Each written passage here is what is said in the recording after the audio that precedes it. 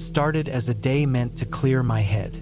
I had been overwhelmed by work, personal responsibilities, and the general chaos of life. The idea of venturing into the woods, a quiet place far removed from the noise of daily routines, seemed like the perfect solution. I had picked a trail that I'd found online, one advertised as secluded but scenic. It was supposed to be about an 8-mile loop through the forest, with plenty of small creeks, dense foliage, and a stunning overlook halfway through. I packed lightly: a water bottle, a protein bar, my phone, and a small first aid kit, just in case. My hiking boots, which had seen better days but were still reliable, felt snug as I laced them up. The weather forecast was clear, and I couldn't think of a better way to spend my Saturday. The trailhead was easy enough to find, tucked behind a small gravel parking lot that could hold maybe 5 cars. When I arrived, there were only 2 vehicles parked there, which I took as a good sign. The air was crisp and carried the faint smell of pine needles and damp earth.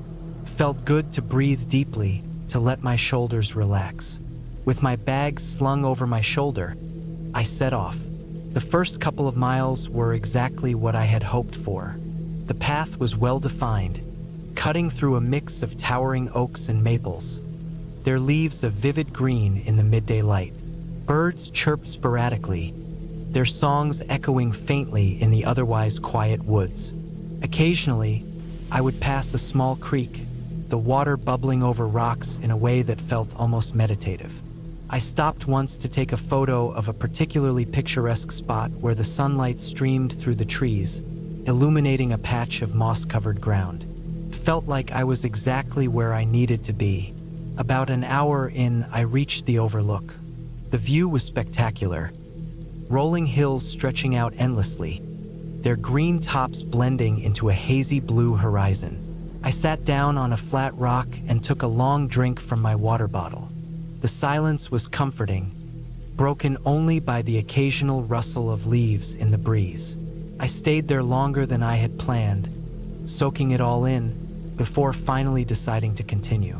That's when things began to go wrong. The trail beyond the overlook was less distinct. The dirt path narrowed, and patches of grass and weeds encroached on the edges. At one point, I had to duck under a low-hanging branch, and the thought crossed my mind that the trail might not be as well maintained as I had assumed. Still, I pushed forward, confident that the loop would eventually bring me back to the starting point. About 30 minutes later, I realized I hadn't seen a trail marker in quite some time. My confidence wavered. The path, if it could still be called that, had become faint, almost invisible in some places. Fallen leaves and twigs obscured the way, and I found myself second-guessing whether I was even on the trail anymore. I stopped and scanned my surroundings, trying to find any sign of a marker, a blaze painted on a tree, or even a worn patch of dirt that might indicate where others had walked. There was nothing. My phone was my first instinct. I pulled it out and opened the map app, but the screen showed no service.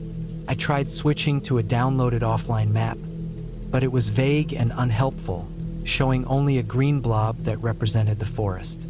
Frustrated, I stuffed the phone back into my pocket and decided to backtrack. Surely I couldn't have strayed too far from the main trail, but retracing my steps proved harder than I expected. The woods looked different from this direction.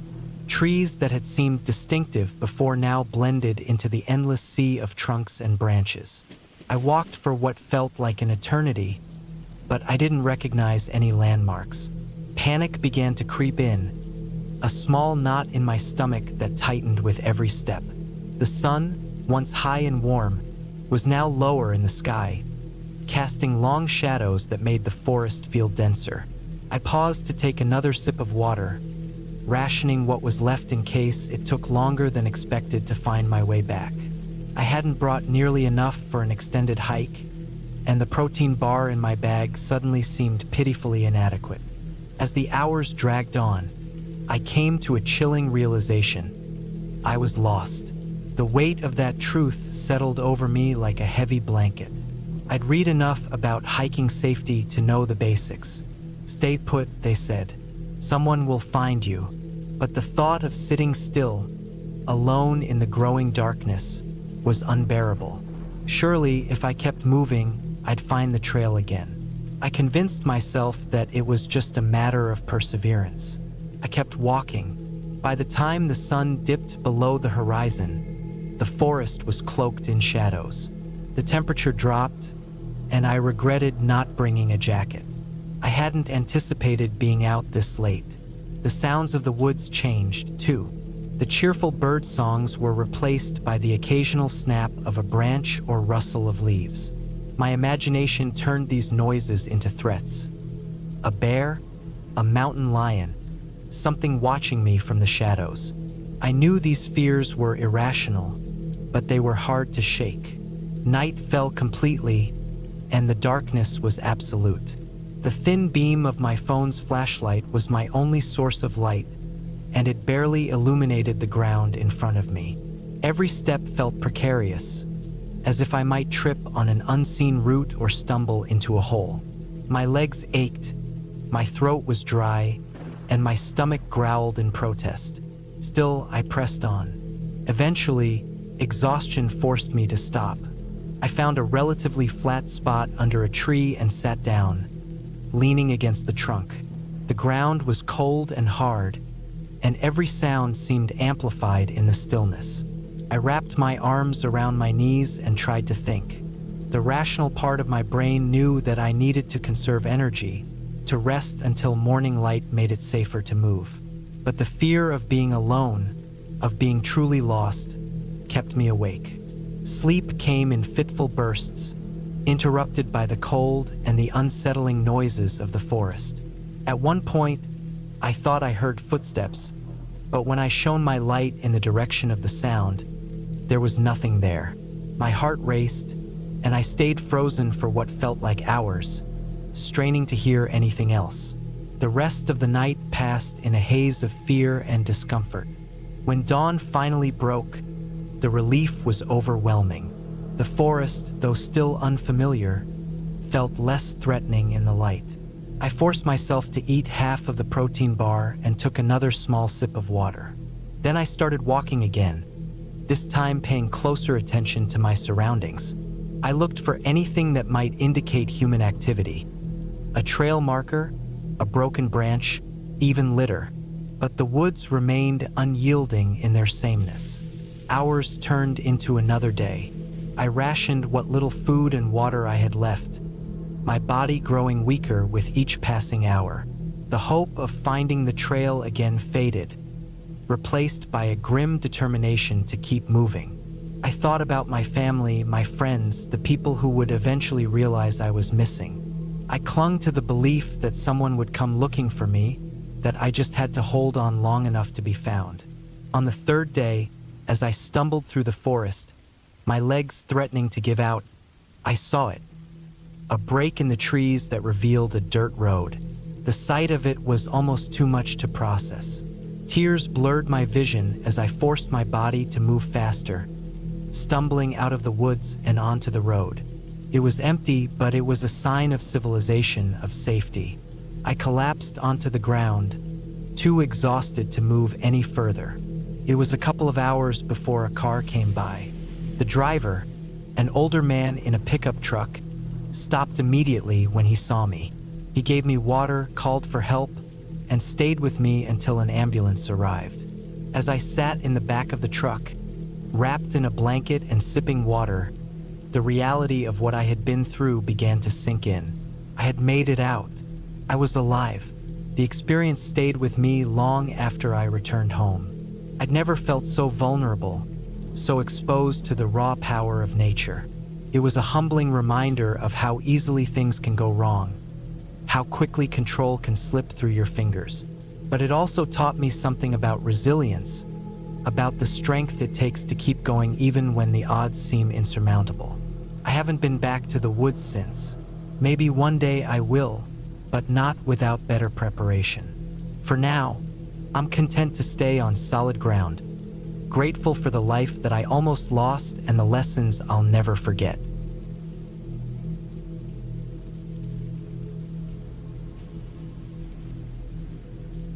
I'm not sure why I thought it would be a good idea to head to the cabin alone. Maybe it was the promise of peace and quiet, a chance to clear my head. Life in the city had been overwhelming lately, and the idea of disconnecting from everything sounded like the perfect remedy.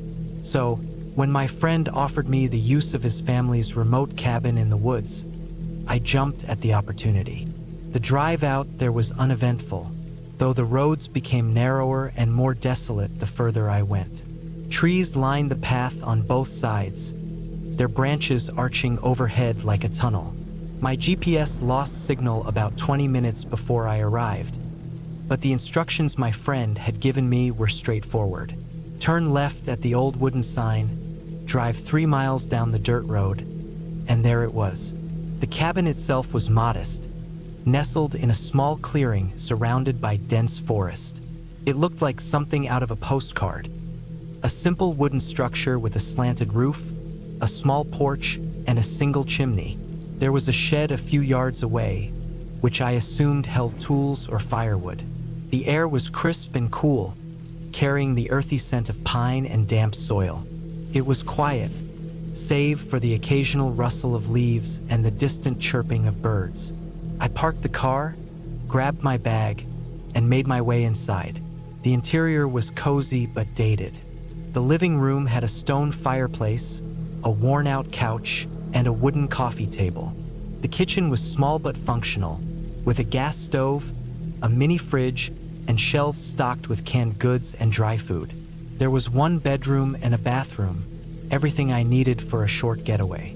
After unpacking, I decided to explore the area. The woods were dense, the trees towering and ancient. A narrow path wound its way through the forest, and I followed it for a while. The sounds of the forest surrounded me. The crunch of leaves underfoot, the occasional crack of a branch, the distant call of a bird. It was peaceful, but there was an underlying sense of isolation that was hard to ignore. I couldn't shake the feeling that I was being watched, though I told myself it was just my imagination. As the sun began to set, I made my way back to the cabin. The temperature dropped quickly, and I was glad for the stack of firewood by the fireplace. I started a fire, cooked a simple meal, and settled into the couch with a book. The crackling of the fire was comforting, and for the first time in weeks, I felt truly relaxed. The first night passed without incident. I woke up to sunlight streaming through the windows and the sound of birdsong. After breakfast, I decided to venture further into the woods. I brought a map my friend had left in the cabin, which marked a few points of interest: a small stream, an old hunting tower, and a clearing with a great view of the surrounding hills. I planned to visit all three. The stream was easy to find, its clear water bubbling over smooth stones. I spent some time there enjoying the tranquility. The hunting tower was less inviting. It was old and rickety, its wooden beams weathered and splintered. I climbed it anyway, the structure creaking with every step. From the top, I had a decent view of the forest, though the thick canopy obscured much of the ground below. I didn't stay long. The clearing was the furthest point, and getting there was more challenging than I expected. The trail became less defined, and I had to push through dense underbrush. When I finally arrived, the view was worth it. The hills stretched out before me, the forest a sea of green that seemed endless. I stayed for a while, taking it all in before starting back. It was on the way back that things began to feel off. The forest seemed quieter than before. The usual sounds of birds and rustling leaves were absent, replaced by an oppressive silence. I quickened my pace, trying to shake the unease that was settling over me. When I reached the cabin, I locked the door behind me and tried to convince myself I was overreacting. I'd spent too much time in the city, where silence was rare. Out here, it was probably normal. Still, I couldn't shake the feeling that I wasn't alone. That night, I woke up to a sound outside. It was faint at first, just the occasional crack of a branch or rustle of leaves. I told myself it was just an animal, a deer maybe, or a raccoon. But the sounds grew louder, more deliberate, as if someone was walking around the cabin. I stayed in bed, my heart pounding, straining to hear over the sound of my own breathing. The footsteps circled the cabin, slow and methodical. They stopped by the front porch, and I held my breath, waiting. Minutes passed, though it felt like hours, before the footsteps moved away and disappeared into the woods. The next morning, I found tracks in the dirt around the cabin. They weren't animal tracks, they were boot prints. Someone had been out there. I tried to convince myself it was a hiker who'd wandered too close, but deep down, I knew that didn't make sense. The cabin was too remote. I spent the day inside, uneasy and on edge. I kept the doors locked and stayed near the fireplace, where I felt safest. By evening, I'd almost convinced myself that I'd overreacted. Maybe the tracks had been there before I arrived, and I just hadn't noticed. That night, the sounds returned. This time, they were louder, more deliberate. Whoever it was, they weren't trying to be quiet. They banged on the walls of the cabin, rattled the doorknob, and stomped across the porch. I sat in the living room, clutching a fireplace poker, my heart racing. The banging continued for what felt like an eternity before everything went silent. I didn't sleep. When dawn broke, I decided I couldn't stay another night. I packed my things and loaded them into the car. As I walked to the driver's side, I noticed something that made my blood run cold. Carved into the wooden door of the cabin were the words, "Leave now." I didn't need to be told twice. I got in the car and drove as fast as I could, not stopping until I reached the nearest town. I checked into a motel and spent the night there, unable to shake the feeling of being watched. The next day, I called my friend to tell him what had happened. He seemed genuinely shocked and apologized profusely, insisting that nothing like this had ever happened before. He promised to look into it and let me know if he found anything, but I told him I didn't want to know. I just wanted to put the whole experience behind me. I never went back to that cabin, and I've avoided remote places ever since. Whatever or whoever was out there that night, I'm just glad I listened to the warning and left. Some mysteries are better left unsolved.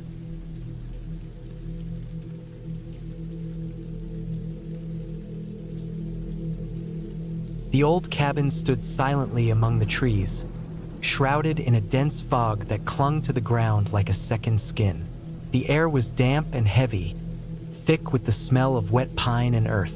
I had come up here to get away from everything. Just me and nature, no distractions, no noise, no people. I thought it would be the perfect escape. I had been warned. The locals around the small town at the foot of the mountains had given me strange looks when I asked about the cabin. Some had even advised me to reconsider renting it, but I wasn't interested in their superstitions. I needed silence, and a cabin like this seemed like just the place to find it. The cabin was isolated, far from any roads or nearby houses, the kind of place you could only reach by foot or by driving along a narrow dirt path that seemed to disappear into the wilderness. The owner, an older man with a shaky voice, handed me the key and told me to be careful. I thought little of it. People are always warning you about things, especially when they don't want you to do something.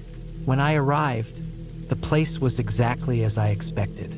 A small, single-story structure with a slanted roof and dark wood that looked aged but sturdy. The windows were grimy, and the door creaked when I pushed it open. Inside, the air smelled musty, like something had been sitting undisturbed for far too long. Dust covered the surfaces, and cobwebs clung to the corners. It wasn't unpleasant, though. Felt lived in, though long abandoned. I dropped my bags by the door and locked it behind me. The first night was peaceful. Too peaceful, maybe. The silence was so complete, it felt like the world outside had simply stopped existing. The only sound I could hear was the occasional rustling of the trees, but even that felt distant, muffled by the heavy fog that had settled in the valley. I spent the day exploring the area around the cabin. The woods were dense, with thick underbrush and towering trees that seemed to stretch endlessly into the sky. It was beautiful in a way untouched by human hands. But as the hours passed, a strange feeling began to settle in my chest, something I couldn't explain. It was a weight, a pressure, as if the forest was watching me, waiting for me to leave or make a mistake. I brushed it off as nerves. After all, being alone in the wilderness for the first time can play tricks on your mind. That night, I built a fire in the cabin's small stone fireplace and settled in with a book. The crackling flames cast long shadows on the walls, and the warmth felt comforting. Then, as the night deepened, I heard it. At first, it was just a faint sound, a soft tapping. I thought it was just the wind, maybe a branch tapping against the cabin. But then it came again, louder this time. The sound was too rhythmic, too deliberate. It wasn't wind, it wasn't a branch. It was something else. My heart started pounding, but I told myself it was just an animal outside, maybe a squirrel or a raccoon. The tapping continued, now accompanied by a low, grinding noise. I froze, listening. It was coming from the roof. I didn't want to go outside. I didn't want to check, but the curiosity gnawed at me, pulling me out of my chair and towards the door. I grabbed a flashlight from my bag and hesitated, standing there in the quiet cabin, the tapping still echoing above me. I stepped outside onto the small porch, shining the beam of light up toward the roof. The flashlight flickered for a moment before settling on the wooden shingles, and I could see nothing. But the tapping didn't stop. It was louder now, as if something was moving across the roof, dragging its feet. I backed away from the porch, trying to convince myself it was just the wind, the weight of snow or ice shifting on the roof. But then, as I stood there, something caught my eye. A shape, dark and subtle, moved along the edge of the roof. A figure, small but distinct, crouched in the shadows, blending with the dark wood. I couldn't move. My legs felt like they were frozen in place. My breath caught in my throat.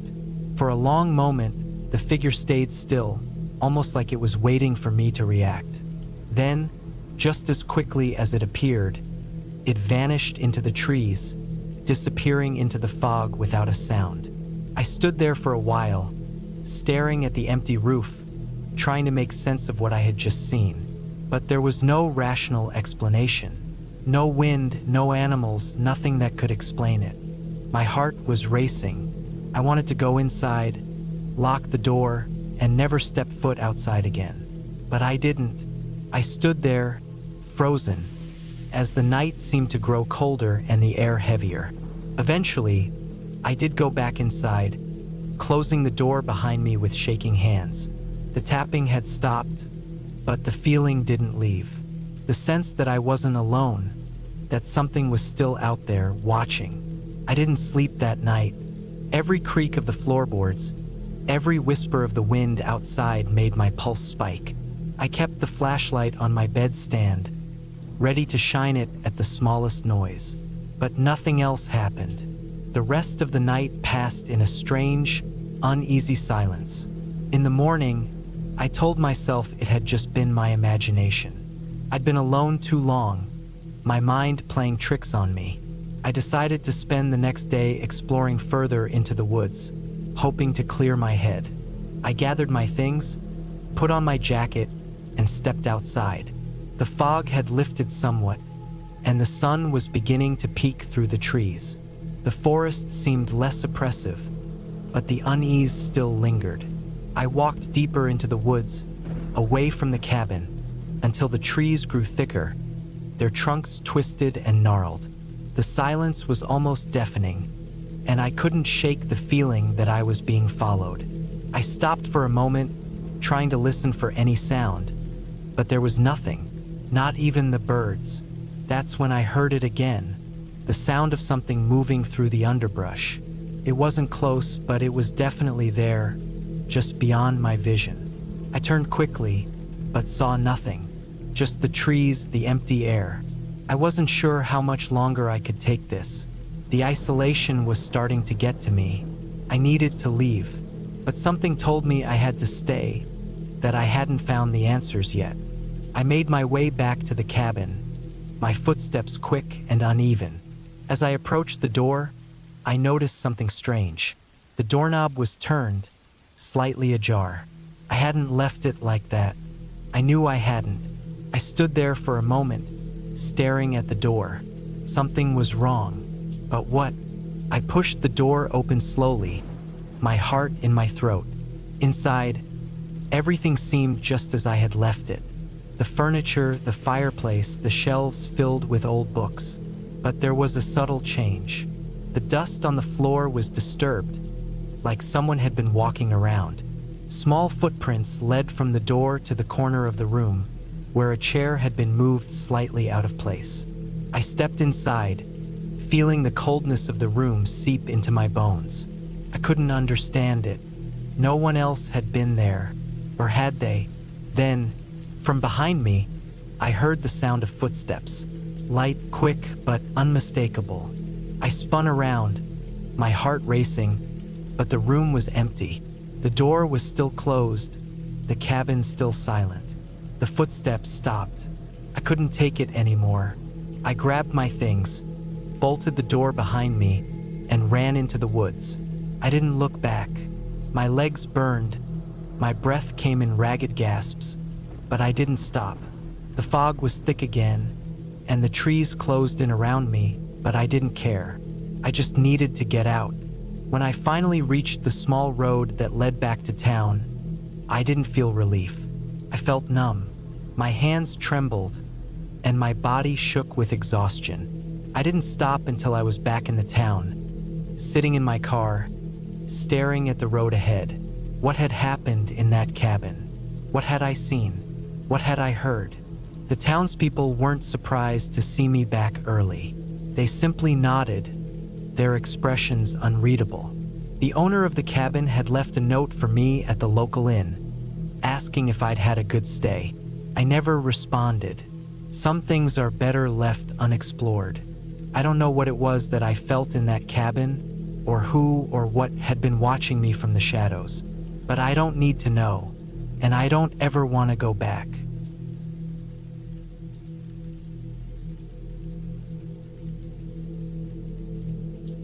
The sun was barely peeking over the horizon when I set out on the trail.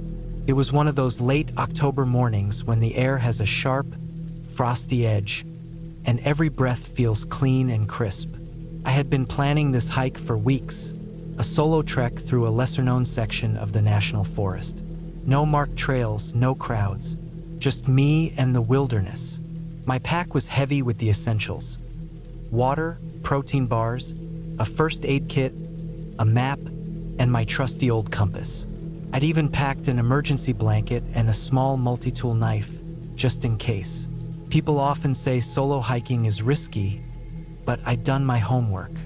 The forest wasn't completely uncharted, but it was remote enough that I wouldn't run into anyone else. That was the appeal. The first couple of hours were blissful. The trail wound through dense pines, their needles muffling my footsteps. Occasionally, a squirrel would dart across the path or a bird would chirp somewhere above me. The solitude was exactly what I needed. Life had been hectic lately, and I'd come out here to clear my head. Around mid-morning, I reached a small clearing where the sun broke through the trees. I took a short break there, sipping water and munching on a granola bar. The forest was alive with sound. The rustling of leaves, the distant gurgle of a stream, and the occasional snap of a branch. It was peaceful but not silent, a kind of quiet that feels ancient and alive. I checked my map and compass before continuing. The route I'd planned would take me to a ridge with an incredible view of the valley below. From there, I'd loop back down and follow a different path to my car. It wasn't an easy hike, but I'd done harder ones before. My confidence was high. As I climbed higher, the terrain became more rugged. The trail, if you could even call it that, was little more than a faint line in the dirt, obscured by fallen leaves. I had to rely on the landmarks I'd marked on my map, A split boulder here, a twisted oak tree there. It was slow going, but I didn't mind. The challenge made it feel like an adventure. By noon, the ridge came into view. The climb had been worth it.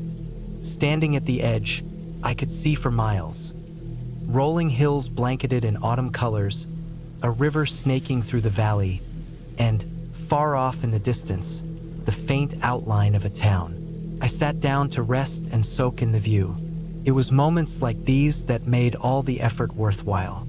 After a while, I decided it was time to head back. The loop trail would take me down the other side of the ridge, through a series of narrow ravines. According to the map, it was a more direct route back to my car, but also more challenging. I'd read that the path was easy to lose if you weren't paying attention. About an hour into the descent, I started to notice something odd.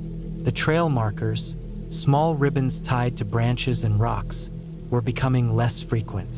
At first, I chalked it up to my own distraction. I'd been admiring the way the sunlight filtered through the trees, casting long shadows on the forest floor. But as the minutes passed, a nagging feeling crept in. I stopped to check my map and compass. The terrain didn't match what I expected.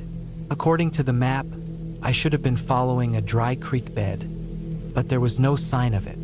Instead, the ground sloped steeply downward, covered in thick underbrush. I backtracked, hoping to find the last marker, but it was no use. The trail was gone. Panic threatened to set in, but I forced myself to stay calm. Getting lost was a possibility I'd prepared for. I still had plenty of daylight left, and my compass would help me find my way. I decided to head east, toward the direction of the parking lot. If I kept moving steadily, I'd eventually hit a road or another trail. The forest seemed different now. The trees were taller and closer together, their branches forming a canopy that blocked out much of the light. The sounds of the forest had changed too. The cheerful chirping of birds was gone, replaced by an unsettling stillness. Every snap of a twig underfoot sounded unnaturally loud. I walked for what felt like hours. The sun dipped lower in the sky, casting long shadows that made the forest seem even more unfamiliar. I kept checking my compass, but the terrain was confusing. Hills and ravines that weren't on the map appeared out of nowhere. I climbed over fallen logs, waded through thick patches of ferns, and skirted around thorny bushes. My legs were starting to ache. Then I saw it, a structure in the distance. At first, I thought it might be a ranger station or an old cabin. Relief washed over me, but as I got closer, I realized it was something else entirely. It was a weathered wooden frame, like the remains of a long-abandoned lean-to. The wood was dark with age, and moss clung to its surfaces. Nearby, there was a fire pit filled with charred stones. It didn't look like anyone had been there in years, but it still gave me the creeps. Who had built it, and why? I looked around, hoping to find some sign of a trail or a path leading away from the structure, but there was nothing, just more trees and underbrush. I decided to keep moving. Standing there, staring at the old structure, was making my skin crawl. The shadows were growing longer, and I knew I needed to find a way out before nightfall. I picked up my pace, heading east again, but the forest seemed to close in around me. The trees were denser here, their gnarled roots snaking across the ground like traps. Then I heard it, a sound that stopped me in my tracks. It was faint, but unmistakable, the crunch of leaves underfoot. Someone or something was moving nearby. My heart pounded as I scanned the forest, but I couldn't see anything. The sound came again, closer this time. I dropped to a crouch, trying to make myself as small and quiet as possible. Minutes passed. The forest was silent again, but my sense of unease had grown. I decided to move, keeping low and stepping carefully to avoid making noise. Every few steps, I'd pause and listen. The feeling of being watched was almost unbearable. Finally, I broke into a small clearing. The last rays of sunlight illuminated a narrow game trail leading downhill. I decided to follow it, hoping it would lead to a stream or a road. The trail was faint, barely more than a suggestion in the dirt, but it was better than nothing. As I descended, the air grew colder. The forest was darker here, and the trees seemed older. Their twisted branches formed shapes that looked almost human in the dim light. I tried not to think about it, focusing instead on placing one foot in front of the other. Then I saw something that made my blood run cold. In the dirt ahead of me was a single footprint. It was fresh and it wasn't mine. The print was deep, suggesting whoever made it was carrying a heavy load. I looked around, my pulse racing. There were no other prints, just that one, as if the person had vanished into thin air. I wanted to run, but I knew that would only make things worse. Instead, I kept moving, my eyes darting from shadow to shadow. The trail led me to a dry creek bed, and for the first time in hours, I felt a glimmer of hope. If I followed the creek, it might lead to a river or a road. I quickened my pace, the sound of my footsteps echoing in the silence. The creek bed twisted and turned, and I followed it blindly, too afraid to stop. My flashlight cast eerie shadows on the rocks and trees, making them seem alive. I thought I heard something behind me, a faint rustling, like someone moving through the underbrush. I didn't look back. Finally, after what felt like an eternity, I saw lights in the distance. They were faint and flickering, but they were unmistakably artificial. My heart leapt. I scrambled up the bank and into a clearing, where I found a dirt road. The lights were coming from a truck parked a few hundred yards away. I ran toward it, waving my arms and shouting. The driver, a grizzled old man in a flannel shirt, looked as surprised to see me as I was to see him. He rolled down his window and asked if I was okay. I told him I'd gotten lost and asked if he could take me to the nearest ranger station. He nodded and told me to hop in. As we drove away, I looked back at the forest. It loomed dark and silent, its secrets hidden among the trees. I never did figure out who or what had made that footprint, or what had been following me. But as the truck's headlights pierced the night, I felt an overwhelming sense of relief. I was safe, for now.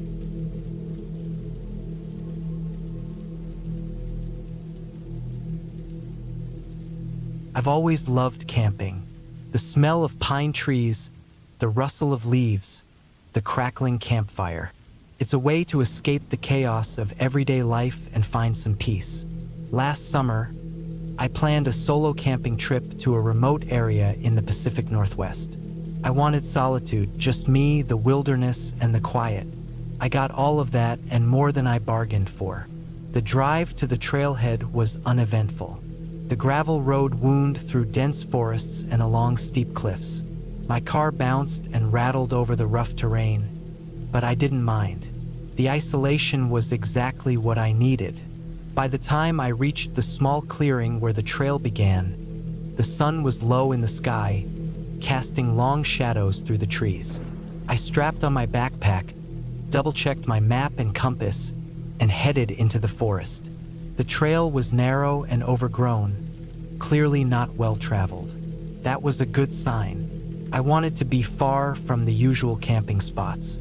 The deeper I went, the quieter it became. No distant hum of highways, no voices, no signs of human presence. Just the rustling leaves, the occasional call of a bird, and the rhythmic crunch of my boots on the dirt. After about 3 hours of hiking, I reached a small clearing near a stream. It was perfect. The water was clear and cold, shaded by overhanging branches. The ground was soft and flat, ideal for pitching a tent. I set up my camp quickly, arranging my gear and gathering firewood. By the time the sun dipped below the horizon, I had a small fire going and was boiling water for a dehydrated meal. That first night was uneventful. The forest was alive with nocturnal sounds. The chirping of crickets, the distant hoot of an owl, the occasional rustle of leaves. I fell asleep to the soothing rhythm of the stream. The second day, I decided to explore the area. I left most of my gear at the campsite, taking only a small pack with essentials: water, snacks, a map, and a knife. The forest was thick, the trees towering high above, their branches interlocking to form a canopy that filtered the sunlight into dappled patterns on the ground. I followed the stream for a while, then veered off into the woods, marking my path with small ribbons of biodegradable tape. Felt like true wilderness. No trails, no signs, just endless trees and underbrush. Around midday, I stumbled upon something odd. It was a pile of stones, stacked deliberately in the middle of a small clearing. They weren't particularly large or unusual, but their arrangement felt intentional. I paused, staring at the pile. It didn't seem natural, but I couldn't figure out why anyone would be out here stacking rocks. I shrugged it off as a strange coincidence and moved on. As the afternoon wore on, I realized I'd wandered farther than I intended. The shadows were growing longer, and the light had taken on that golden hue that signaled the approach of evening. I turned back, following my marked path, but something felt off. The forest seemed darker, quieter.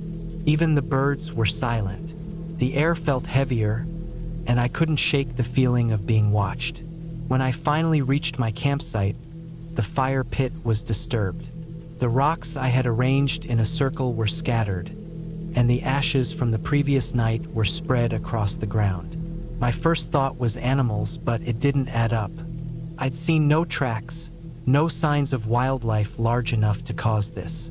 My gut told me something else was going on, but I tried to push the thought aside. I rebuilt the fire pit, lit a new fire, and sat close to it as the night settled in. The sounds of the forest were there, but they seemed distant, muffled. I kept looking over my shoulder, scanning the trees for movement. I didn't see anything, but the feeling of being watched didn't go away. The second night was restless. Every snap of a twig, every rustle of leaves, made my heart race. At some point, exhaustion won, and I fell into a fitful sleep. I woke up just before dawn to a strange noise. It was faint, a distant rustling, followed by a sharp crack, like a branch breaking underfoot. I sat up, straining to listen. The sound came again, closer this time. My heart pounded as I fumbled for my flashlight and shone it into the trees. Nothing, just shadows and the shifting light of the fire. Morning couldn't come fast enough. As soon as the sky began to lighten, I packed up my camp. I decided to cut my trip short. The unease I felt wasn't something I could shake. As I hiked back toward the trailhead, I kept glancing over my shoulder. The forest felt different, almost hostile. The trees seemed to close in, and the trail that had been so clear before now felt confusing, almost unfamiliar. About halfway back, I found another pile of stones, similar to the one I'd seen the day before. This one was larger, and there were small sticks arranged around it in a strange pattern. It stopped me in my tracks. I stood there, staring at it, trying to make sense of it. My mind raced with possibilities, but none of them were comforting. That's when I heard it. A faint whistle, high and melodic, coming from deeper in the woods. It wasn't a bird. It was too deliberate, too human. My blood ran cold.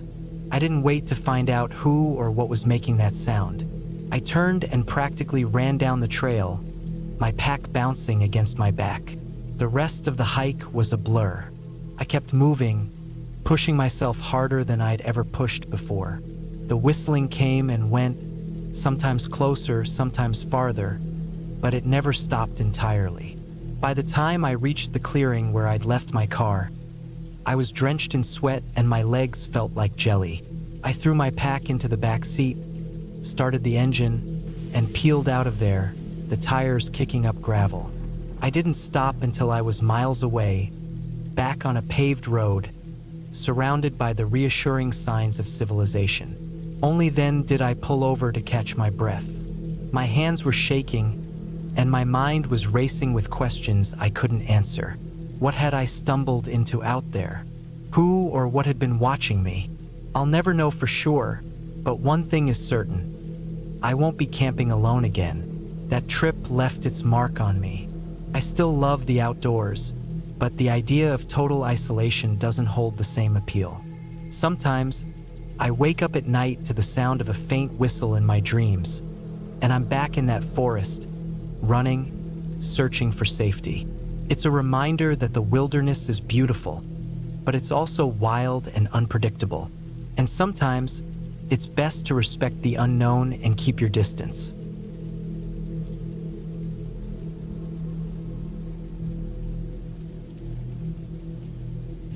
It had been a while since I'd taken a real hike, and with the weather finally turning nice, I figured it was the perfect time to get out and explore some new trails. I've always loved being outdoors, especially when the air is crisp and the only sounds you hear are the rustling of leaves and the occasional call of a bird. My plan was simple: drive out to the edge of the woods, find a secluded trail, and spend a few hours soaking in the peace of nature. The drive was uneventful. I rolled down the windows to let the fresh air mix with the faint scent of pine trees. The sun was setting, painting the sky with hues of orange and purple. I didn't think much of it. After all, I was only planning to hike for a few hours before returning to the car as it got darker. A quick jaunt through the woods, nothing to worry about. The trailhead was a small parking lot, barely visible unless you were looking for it. There weren't any other cars there, which struck me as odd, but I didn't think too much about it. I pulled into the lot and grabbed my backpack, double-checking that I had enough water, a snack, and my phone. I always try to be cautious when I'm alone in the woods, even if I don't expect anything unusual to happen. The trail was well marked at first, a wide path with an easy incline, the kind of trail that made you feel like a seasoned hiker without any real effort. As I walked, the light around me began to fade, the trees growing denser and blocking out the last of the sunlight. I wasn't far from the trailhead, but I noticed the sounds of the forest starting to change. The usual bird calls had stopped, and there was an eerie silence, like the woods were holding their breath. I paused for a moment, trying to shake the feeling off. The air had gotten colder, and I wrapped my jacket around me. Maybe it was just the weather cooling down faster than I expected. Or maybe it was the isolation starting to get to me. It was odd, though, the way the woods felt so still. Usually, there was some noise, rustling leaves, the distant sound of an animal, anything. But now, nothing. I pushed on, telling myself I was being paranoid. The trail curved slightly to the left, and I followed it without thinking. The woods around me were dense, the trees towering above, their gnarled roots stretching across the path. The ground was soft beneath my boots, leaves and twigs crunching with each step. The air smelled earthy, like wet moss and damp soil. It should have been comforting, but the longer I walked, the more unsettling the silence became. I had planned to go deeper into the woods, but a part of me was starting to second-guess that decision. I couldn't explain it, but I felt like something was wrong. The hair on the back of my neck stood up, and my steps grew slower as I took in my surroundings. The trail had narrowed as I walked, and now it was barely wide enough for me to pass through without brushing against the undergrowth. I couldn't see the sky anymore, only the dark shadows of trees looming overhead. At some point, I stopped entirely, listening. Still, there was nothing. Just the heavy silence. It was unsettling, almost suffocating. I glanced around, trying to shake the feeling. My phone buzzed in my pocket, and I pulled it out, relieved to see a text from a friend back home. Just a simple message, nothing important. But in that moment, I realized I hadn't seen or heard another soul since I'd started my hike. There was something strange about that. I looked back down the trail, but it was hard to see the way I'd come. The trees had closed in so tightly that even the faint light from the setting sun wasn't able to reach the path. My stomach tightened, and I felt a flicker of anxiety. The idea of turning back was appealing, but I hesitated. There was still something compelling about pushing forward. The trail had to loop back around eventually, right? I convinced myself that I was overthinking it and took a deep breath before continuing on. Another few minutes passed, and the feeling of unease only deepened. It wasn't just the silence anymore. The path had started to split off into smaller, more irregular trails, the kind that were harder to follow. At first, I thought it was part of the main trail, but soon, I couldn't be sure. The trees had grown so thick that I couldn't see very far ahead. The feeling of being watched started to creep up on me, like eyes were following my every move. I paused again, this time feeling genuinely uncertain about which direction to go. The whole place felt foreign now, as if the woods were shifting around me. I checked my phone again, but there was no service, just a few weak bars that were of no use. I took another step, then another, but the trail felt wrong. I wasn't sure why. It just didn't feel like it should. After what seemed like hours, I finally decided to turn around. But the way back wasn't the same as the way I came. The path seemed different, or at least it felt that way. The trees looked more imposing now, their trunks thick and twisted, the branches reaching out like skeletal hands. It wasn't the same place anymore. Couldn't be. I retraced my steps, trying to stick to the trail, but I couldn't shake the feeling of disorientation. The more I walked, the more I felt like I was walking in circles. The silence around me was deafening, the air thick and heavy. The chill had deepened, and I could see my breath in the air, despite the relatively mild temperature earlier in the day. I should have been on the edge of panic by now, but somehow I wasn't. It was like I was in a dream, a place where time didn't make sense, and the path twisted in strange ways. I pulled out my phone again, hoping for some guidance, but it was still useless. No signal, nothing. It was like the whole world had fallen away. The woods felt infinite now, stretching on endlessly in every direction. As I continued to walk, something caught my eye, a flash of movement between the trees. At first, I thought it was just my mind playing tricks on me, but then I saw it again, clearer this time. Something dark, moving quickly behind the trunks of the trees, just out of reach. My heart skipped a beat. I froze, staring ahead, but the movement stopped as quickly as it started. There was nothing there. I waited, my body tense, but nothing happened. The silence returned. I was alone. I had to be. It took me a while to realize that I wasn't just lost. I was disoriented. The trail wasn't just hard to follow. It had changed. I had walked for miles, and now I was somewhere that didn't feel like the same place I'd started. The trees felt different. The air felt heavier. I stumbled, my foot catching on a root, and I fell forward, catching myself on my hands. I sat up, breathing hard, and for the first time, the full weight of what was happening hit me. I was lost, really lost. I didn't know where I was. The trees were unfamiliar, the trail was gone, and my sense of direction had completely failed me. Panic rose up in my chest. I stood quickly, trying to calm my racing heart, and took a deep breath. I knew I couldn't panic. If I wanted to get out of this, I had to think clearly. I stopped and listened, trying to focus on anything that might lead me back to the main trail. There was nothing, just the same oppressive silence. But then, in the distance, I heard something. Footsteps. Slow, deliberate. Not the sound of an animal, but a human's steps. My heart raced again, but this time, I felt a flicker of hope. I wasn't alone. I called out, but my voice felt small and lost in the vastness of the woods. The footsteps stopped.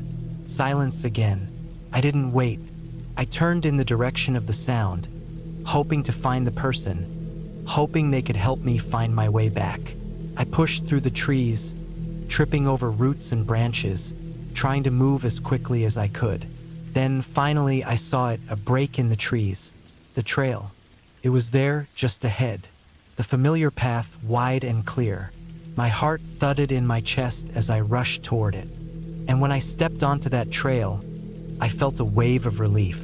I wasn't lost anymore. The hike out of the woods felt longer than it should have, but eventually, I saw the parking lot in the distance, and the real world began to feel like it was back. I reached my car, got in, and sat for a moment, taking deep breaths. It wasn't until I was driving back home, safe and sound, that I finally allowed myself to reflect on the experience. The woods had felt off, something wasn't right. But the feeling of being lost and the strange presence I felt around me stayed with me. I had gotten out, but I wasn't sure if the woods were done with me. There was something lingering in my mind, a question that I couldn't shake. What was it that I had really encountered out there? And why hadn't anyone been there to begin with?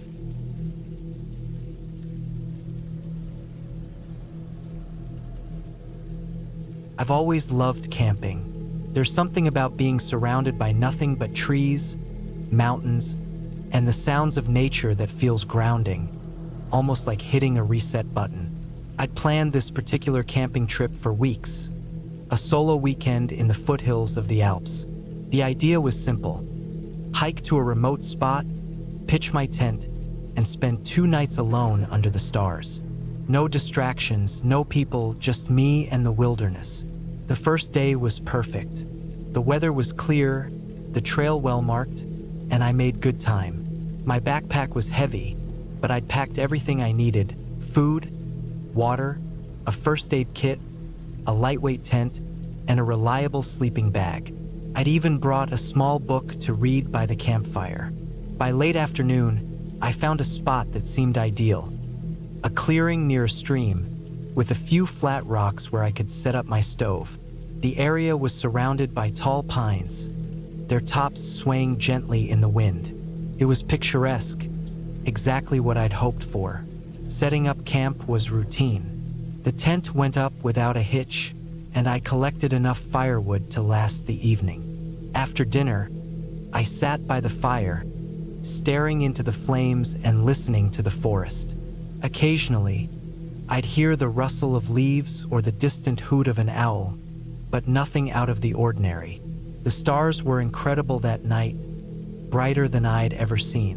When I finally crawled into my sleeping bag, I felt a sense of peace that had been missing from my life for a long time. The first night passed uneventfully, though I woke up a few times. Once, I thought I heard something outside the tent, a faint crunch of leaves, but I chalked it up to an animal and went back to sleep. Morning came quickly, and I felt refreshed and ready to explore the area. I spent the day hiking further up the trail, taking photos, and enjoying the solitude. By the time I returned to my campsite, the sun was starting to dip below the horizon. I made another fire, cooked a simple meal, and settled in for the evening. That's when things started to feel off. It began subtly, a feeling I couldn't quite place. The forest seemed quieter than it had the previous night. The usual background noise of birds and insects was absent, replaced by an almost oppressive silence. I told myself it was nothing. Maybe the weather was changing or the wildlife had moved on. Still, I couldn't shake the sense that I was being watched. Around midnight, I decided to call it a night. I put out the fire and climbed into my tent, zipping it up tightly. I lay there, staring at the nylon ceiling, trying to convince myself that everything was fine. But sleep didn't come easily. Every little sound outside seemed amplified: the creak of a tree, the rustle of leaves, the occasional snap of a twig. I reminded myself that I was in the wilderness. Animals were bound to be nearby. Then I heard it. Footsteps. Not the light, erratic steps of an animal, but deliberate, measured steps. Someone was walking near my campsite. My heart began to race.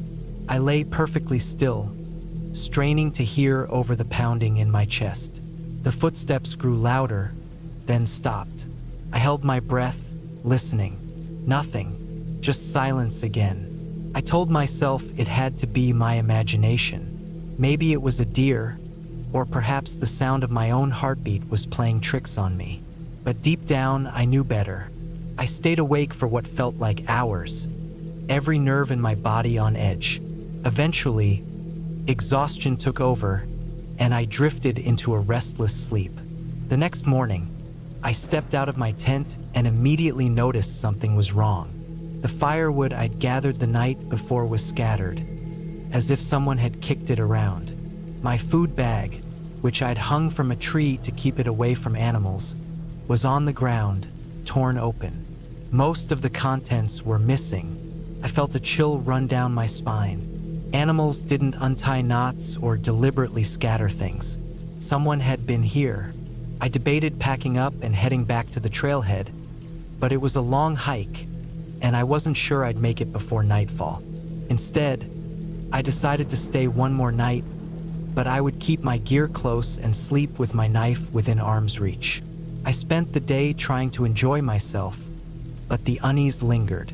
Every sound made me jump, and I found myself constantly looking over my shoulder. As the sun set, I prepared for another uneasy night. I made a small fire but didn't stray far from it. I ate quickly, cleaned up, and secured my food bag more carefully this time. Then I sat by the fire, trying to read my book, but I couldn't focus. My eyes kept darting to the shadows beyond the firelight. Around midnight, the footsteps returned. This time, they were unmistakable. Someone was walking just beyond the edge of the clearing. I grabbed my knife and flashlight, my hands trembling. "Who's there?" I wanted to call out, but fear kept me silent. The footsteps stopped again, and I shone my flashlight in the direction of the sound. The beam illuminated nothing but trees. I didn't sleep that night. I sat in my tent, clutching the knife, jumping at every noise. When dawn finally broke, I emerged from the tent, exhausted and jittery. My food bag was untouched this time, but I didn't care. I packed up my gear as quickly as possible, my hands shaking. I just wanted to get out of there. The hike back to the trailhead was grueling. I kept looking over my shoulder, convinced I was being followed. Every snap of a twig or rustle of leaves set my heart racing. When I finally reached my car, I threw my gear into the trunk and locked the doors. Only then did I let out a shaky breath. I never found out who or what was out there with me. Maybe it was a prankster, someone trying to scare me. Maybe it was something more sinister. All I know is that the wilderness, once a place of peace and solitude, now feels different. I still go camping, but I'm more cautious. I choose campsites closer to other people, and I always keep a means of self-defense close at hand. That weekend in the Alps taught me a hard lesson. The wild isn't always as empty as it seems.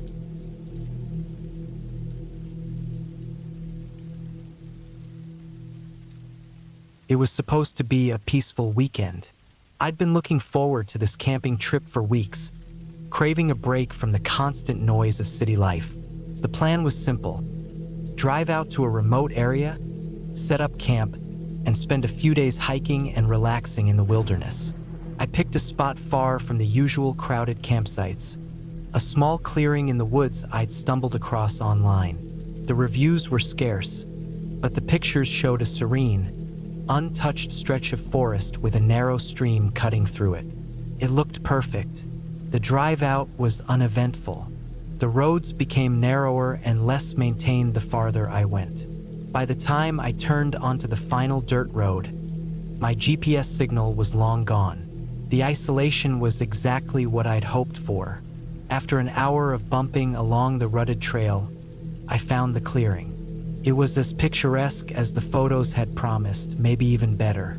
Towering pines surrounded the space, their tops swaying gently in the breeze. The stream, clear and cold, wound lazily along the edge of the clearing. I parked my car off to the side and got to work setting up camp. It didn't take long to pitch my tent and arrange my gear. I even had time to gather some wood for a small fire before the sun began to set. The air was crisp, carrying the scent of pine and damp earth. As the sky turned from orange to deep blue, I sat by the fire, eating a simple meal and listening to the forest sounds. Crickets chirped, and the occasional rustle of leaves hinted at small animals moving in the underbrush. It was peaceful, exactly what I needed. The first night passed without incident. I woke up early the next morning, eager to explore. With a map and compass in hand, I planned a loop hike that would take me up a nearby ridge and back down to the stream. The trail was faint, barely more than a game path, but it was easy enough to follow. The climb was steep in places, and I had to stop several times to catch my breath. Each time I paused, I'd take in the view. Endless trees stretching in every direction, broken only by the distant shimmer of a lake. By the time I returned to camp, the sun was high in the sky, and I was starving. I made a quick lunch and spent the afternoon lounging by the stream, letting the cold water soothe my sore feet. As the sun dipped lower, I built another fire and prepared for the night. The sense of tranquility I'd felt the day before was still there, but it was tinged with something else. A faint unease I couldn't quite place. I chalked it up to being alone in such an isolated place. It was probably just my mind playing tricks on me. The second night was different. I woke up sometime after midnight, unsure of what had roused me. The fire had burned down to embers, casting just enough light to see the outline of my tent. Everything was quiet, too quiet. The usual background hum of insects was gone. I lay still, straining to hear anything. That's when I noticed it. A faint sound, like footsteps, coming from the woods. At first, I told myself it was an animal, deer maybe, or a raccoon. But the steps were too deliberate, too heavy. They moved slowly, stopping and starting as if whoever or whatever it was didn't want to be heard. My heart began to race.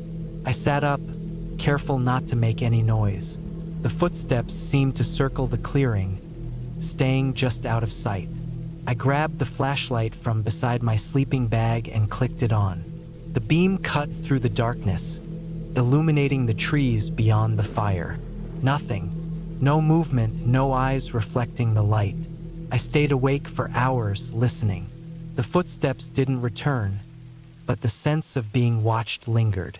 When dawn finally broke, I emerged from the tent, exhausted and jumpy. The clearing looked the same as it had the day before, peaceful and undisturbed. I told myself it had been my imagination, a trick of the dark and my tired mind. Still, I couldn't shake the unease. I decided to stay close to camp that day. I gathered more firewood, checked my gear, and spent some time fishing in the stream. The hours passed slowly, each small sound putting me on edge. By the time evening came, I was ready to leave. I packed up most of my gear, leaving only the tent and essentials for the night. I planned to head out first thing in the morning. That night, the footsteps came back. This time, they were louder, closer. I stayed in the tent, gripping the flashlight and a small camping knife. My heart pounded so hard I was sure whoever was out there could hear it.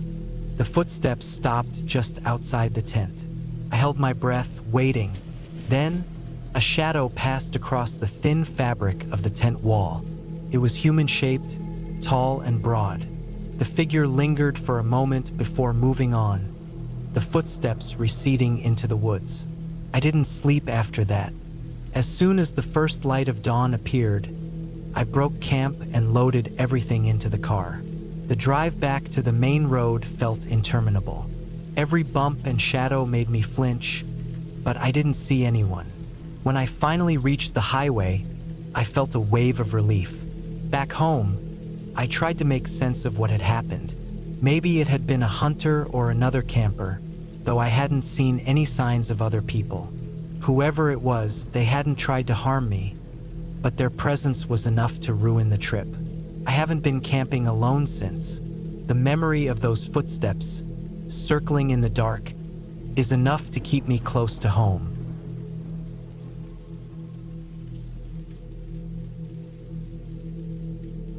It was the first weekend of October when I decided to escape the city.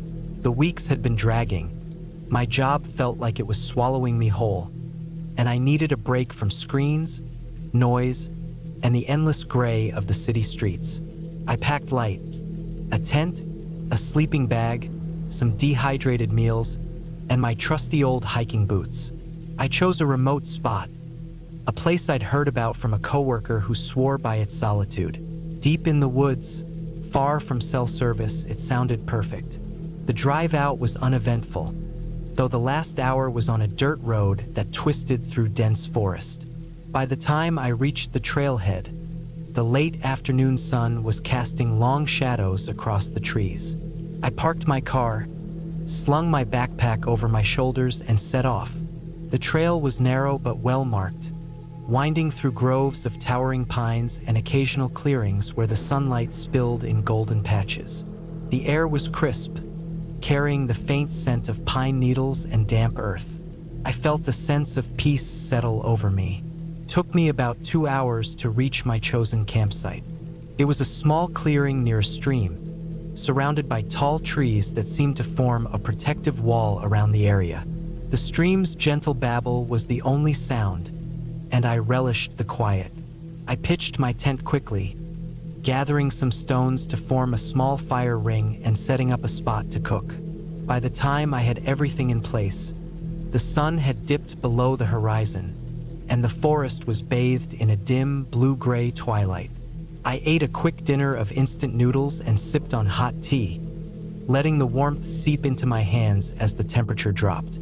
The stars began to emerge, one by one, until the sky was a sprawling canvas of light.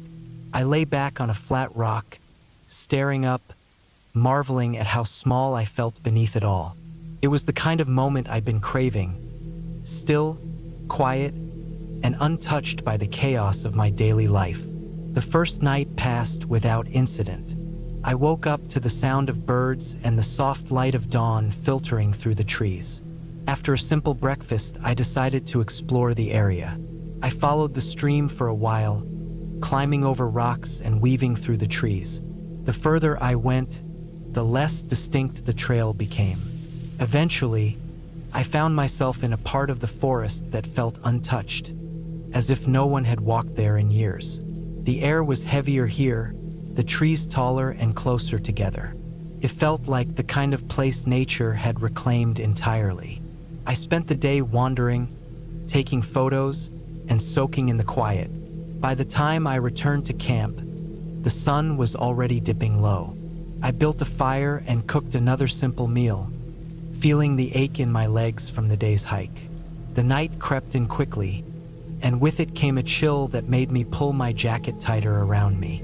As I sat by the fire, I noticed something odd. The forest seemed quieter than the night before. The usual rustling of leaves, the chirping of crickets, even the distant hoot of an owl, all absent. It was as if the woods were holding their breath. I tried to shake off the unease, telling myself it was just my imagination. But as the hours stretched on, I couldn't ignore the tension in the air. I decided to call it a night and retreated to my tent. Inside, wrapped in my sleeping bag, I listened intently to the silence. It was unnerving, but exhaustion eventually pulled me into sleep. I woke up in the middle of the night. At first, I didn't know what had stirred me. The fire outside had died down to embers, and the tent was pitch black. I lay still, listening. Then I heard it, a faint rustling coming from the direction of the stream. It wasn't the sound of water or wind. It was deliberate, like something moving through the underbrush. My heart began to pound as I strained to hear more. The sound grew closer, though still faint. I tried to convince myself it was just an animal, a deer, maybe, or a raccoon. But then came a sound that froze me, the unmistakable crunch of footsteps. Slow, deliberate, and heavy. Someone was walking through the woods. I lay completely still, my mind racing. I had seen no one else on the trail, and this spot was miles from the nearest road. Who could it be? And why would they be out here in the dead of night? The footsteps stopped, and the silence that followed was deafening. My heart was pounding so hard I was sure whoever was out there could hear it. I wanted to peek out of the tent, but fear rooted me in place. Minutes passed, or maybe hours. Time felt stretched and warped. Then, just as I began to think whoever it was had moved on, I heard another sound. This time it was closer, just outside the tent. A low, metallic clink, like something brushing against my tent poles. Couldn't breathe. My mind raced through all the possibilities. A lost hiker, a harmless camper, or something far worse. I reached for the small camping knife I kept by my side, gripping it tightly in my trembling hand. I stayed like that, every muscle tensed, until the first light of dawn began to creep through the fabric of the tent. Only then did I muster the courage to unzip it and peer outside. The clearing was empty, no sign of anyone, but as I stepped out, I noticed something that made my stomach drop. Faint footprints in the dirt, leading away from my tent toward the stream. They weren't mine. I spent the morning packing up, my nerves frayed. I debated whether to stay another night or cut my trip short. Part of me wanted to believe it was nothing, just my imagination playing tricks on me. But the footprints were real, and I couldn't shake the feeling of being watched. In the end, I decided to move to a new campsite further up the trail. The hike was exhausting, partly because of the weight of my pack and partly because of the constant glances I threw over my shoulder. By midday, I found another clearing, this one higher up on a ridge. It felt safer, more open, with a good view of the surrounding forest. I set up camp quickly, trying to shake off the lingering unease. That evening, as the sun dipped below the horizon, I forced myself to relax. I built a fire, ate, and even managed to enjoy the stars again. The sounds of the forest had returned, and the normalcy was comforting. I told myself that whatever had happened the night before was behind me. But when I woke in the middle of the night again, the unease came rushing back. This time, the sound wasn't footsteps. It was something far worse. A faint, rhythmic tapping coming from somewhere outside the tent. Tap, pause, tap, tap, pause. It wasn't random. It was deliberate, like a signal or a code. I sat up, gripping the knife again, my breathing shallow. The tapping continued for what felt like hours, though I'm sure it was only minutes. Then it stopped. The silence that followed was heavier than before, oppressive. I stayed awake until dawn, clutching the knife, my ears straining for any sound. When the sun finally rose, I stepped out of the tent, my body stiff from fear and lack of sleep. The first thing I noticed was the tapping sound, or rather, its source. On the ground, near the edge of the clearing, lay a stick. It had been propped up against a tree, positioned in such a way that it could fall and tap against the bark when disturbed. It was a crude setup, but it was enough to send a clear message. Someone had been here, and they wanted me to know. That was it for me. I packed up my gear as quickly as I could, my hands shaking. I didn't stop to eat or rest. I just started hiking, retracing my steps back to the car. Every snap of a twig, every rustle of leaves made my heart leap. The hike back felt endless, the forest pressing in on me from all sides. When I finally reached the car, I threw my pack in the back and locked the doors the moment I got inside. My hands were trembling so badly it took me 3 tries to get the key into the ignition. As I drove away, I kept glancing in the rearview mirror, half expecting to see someone emerge from the trees. I didn't stop driving until I was back in the city, surrounded by the comforting chaos of people and noise. Even now, weeks later, I can't shake the feeling that someone was out there, watching me. I've replayed those nights in my head over and over, trying to make sense of it, but I can't. All I know is that I won't be going back to those woods again.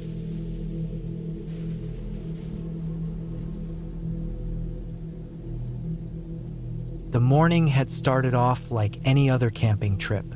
My backpack was packed with the essentials: A sturdy tent, a reliable sleeping bag, a modest supply of food, and my trusty flashlight. The air was crisp, and the sun hung low in the sky as I made my way up into the dense forest that bordered the national park. It was a place I'd visited many times, familiar yet always presenting a new challenge.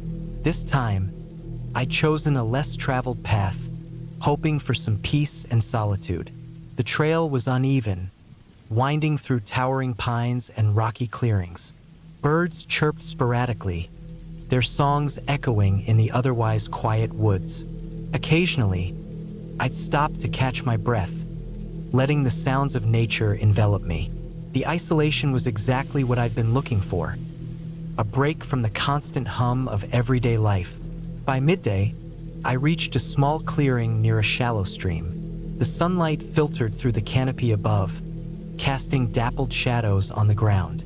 It seemed like the perfect spot to set up camp. I pitched my tent on a flat patch of earth a little ways from the stream, making sure it was secure against the occasional gust of wind. After that, I gathered some stones to build a fire ring and set up my small camp stove to prepare a quick meal. As the afternoon stretched on, I decided to explore the area. The forest felt alive, but not in an overwhelming way. The rustle of leaves underfoot, the faint trickle of the stream, and the distant hum of insects created a serene backdrop. I came across an old, overgrown path, barely visible under the moss and fallen leaves. Intrigued, I decided to follow it for a while, marking my trail with small cairns to ensure I could find my way back. The path led me to an open meadow, surrounded by trees so tall their tops seemed to touch the sky. Wildflowers bloomed in patches, and the distant sound of a waterfall hinted at another hidden gem nearby. It was breathtaking, the kind of place that made you forget about time. I sat on a fallen log, soaking it all in. This, I thought, was why I loved camping. I lingered longer than I should have. By the time I decided to head back, the sun was dipping below the horizon, casting the forest in a dim, golden glow. The trail I'd followed earlier seemed less obvious now. My cairns were harder to spot in the fading light, and the dense undergrowth blurred the path's edges. I quickened my pace, hoping to reach my campsite before nightfall. As darkness settled in, the forest transformed. The warm, inviting atmosphere gave way to something colder, more imposing. The chirping of birds had ceased, replaced by the occasional snap of a twig or the rustle of unseen creatures in the underbrush. My flashlight, though bright, seemed feeble against the vast darkness. I felt a growing unease, but I reminded myself that I'd been in situations like this before. I just needed to stay calm and focus on finding my markers. But the markers were gone. Whether they'd been knocked over or I'd simply missed them in the dark, I couldn't tell. Panic began to creep in as I realized I was lost. I tried retracing my steps, but the forest seemed to shift around me, each tree blending into the next. The comforting familiarity I'd felt earlier was gone, replaced by a disorienting maze of shadows and shapes. After what felt like hours of wandering, I stumbled upon a small clearing. It wasn't my campsite, but it offered a brief respite from the oppressive trees. I decided to stop and regroup. Pulling out my map and compass, I tried to pinpoint my location. The stream I'd camped near was a good landmark, but without a clear idea of where I'd strayed, the map was only marginally helpful. Still, I picked a direction that seemed most likely to lead me back and started walking again. The hours dragged on. My legs ached from the constant movement, and my stomach growled in protest of the meager snack I'd hastily eaten earlier. The forest sounds grew louder in the stillness of the night. Every snap of a branch or rustle of leaves sent my heart racing. I tried to rationalize it. Deer, raccoons, maybe even a fox, but the fear of the unknown kept me on edge. Then I saw it, a faint light flickering through the trees. Relief washed over me.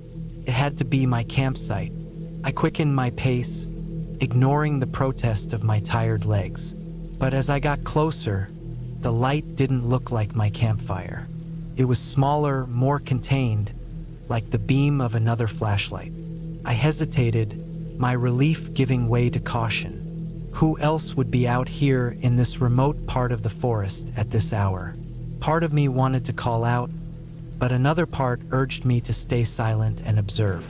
I crouched behind a tree, watching as the light moved erratically, as if the person holding it was searching for something or someone. After a few tense moments, the light disappeared, swallowed by the darkness.